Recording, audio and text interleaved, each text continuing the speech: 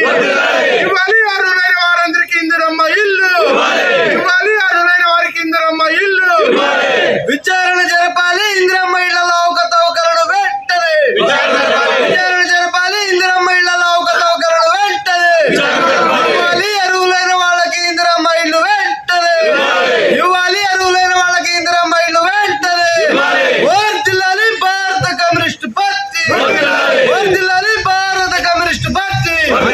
Communist party CPI Julurupadu మండల సమితి ఆధ్వర్యంలో మండలంలో ప్రజలు ఎదుర్కొంటున్నటువంటి సమస్యల మీద ఈరోజు సిపిఐ ఆధ్వర్యంలో ఈరోజు మండల తహసీల్దార్ కార్యాలయం ముందు ధర్నా నిర్వహించడం జరుగుతూ ఉంది. కామ్రేడ్స్, ఇటీవల కాలంలో మనం చూసినట్లయితే రాష్ట్ర ప్రభుత్వం ప్రతిష్టాత్మకంగా చేపట్టినటువంటి ఇందిరమ్మ ఇళ్ల పంపిణీ కార్యక్రమం అనేటటువంటి కార్యక్రమంలో భాగంగా ఇందిరమ్మ గ్రామ కమిటీలు వేశారు. ఆ గ్రామ కమిటీల్లో పూర్తిగా అధికార పార్టీ నాయకులకి కార్యకర్తలకి మాత్రమే అవకాశం కల్పించి మిగతా వారిని ఎవరిని కూడా పరిగణలోకి తీసుకోకుండా న్యూట్రల్గా ఉండేటువంటి పర్సన్స్ కానీ అధికారులు కానీ ఎవరి పరిగణనలోకి తీసుకోకుండా ఎవరి ప్రమేయం లేకుండా పూర్తిగా గ్రామ కమిటీలు వాళ్ళ రాజకీయ జోక్యం వల్ల ఈరోజు మండలంలో ఏ గ్రామం చూసినప్పటికీ కూడా అన్ని గ్రామాల్లో కూడా అనర్హులకి పెద్దపీట వేస్తూ అర్హులకి మొండి చేయి చూపిస్తూ నిన్న ఇందిరమ్మ ఇళ్ల పట్టాల పంపిణీ కార్యక్రమాన్ని గౌరవ ఎమ్మెల్యే గారు నిన్న ప్రారంభించారు. సరే, ఎమ్మెల్యే గారు నోటీస్కి వచ్చిందో రాలేదో, ప్రభుత్వం నోటీస్కి వచ్చిందో రాలేదో మాకు తెలియదు.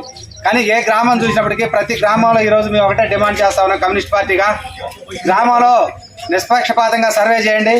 అవసరమైతే మేము అందరు ప్రజల దగ్గరికి వెళ్దాం, మేము కూడా వస్తాం, మీతో పాటు రండి. ఏ గ్రామంలో అయినా నిరుపేదలకి అర్హులైన వారికి ఖచ్చితంగా ఇల్లు ఇచ్చిన వారిని ఎక్కడైనా కనుక నిరూపించి అనర్హులు లేరని కనుక గ్రామ కమిటీల గ్రామాల్లో నిరూపిస్తే మేము భారత కమ్యూనిస్ట్ పార్టీగా దేనికైనా సిద్ధం.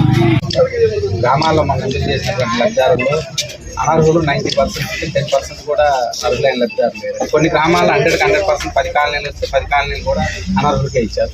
అర్హులైన వాళ్ళు గుడిసెలు వేసుకున్న వాళ్ళు తర్వాత సొంత స్థలం ఉంది, గుడిసెలలో రేకులలో ఉండే వాళ్ళు అట్లనే ఉన్నారు. ఆల్రెడీ డాబాలు ఉంది, ట్రాక్టర్లు ఉంది, కార్లు ఉంది, వెహికల్స్ ఉంది. స్థానికంగా ఇక్కడ కాకుండా ఖమ్మంలో, ఇతర కొత్తగూడెం, పట్టణ ప్రాంతాలలో, వేరే ప్రాంతాలలో ఉండే వాళ్ళు కూడా గ్రామాలలో వాళ్ళ పార్టీ కార్యకర్తలు కీలకాన్ని చేశారు. దీని మీద మీరు విచారణ చేపించి నిష్పక్షపాతంగా విచారణ చేపించి దానిలో అనర్హులు ఎవరంటే తీసి అర్హులైన వాళ్ళని ప్రయారిటీ ఇచ్చే పద్ధతిలో చేయాలని నేను